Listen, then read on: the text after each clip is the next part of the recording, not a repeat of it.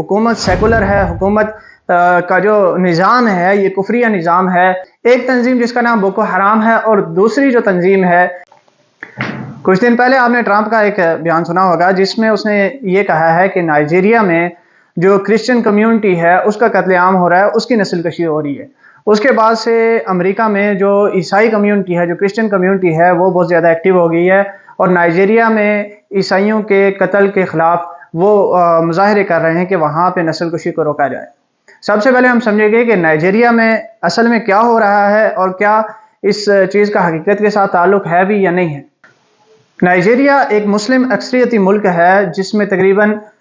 55 سے 60% تک مسلمان ہیں، اور جو وہاں پہ کرسچن کمیونٹی ہے وہ تقریباً 40% ہے۔ نائجیریا افریقہ کا ایک بہت بڑا ملک ہے کہ جس کی آبادی تقریباً 23 کروڑ 70 لاکھ کے قریب ہے، اور اگر اس کے بہت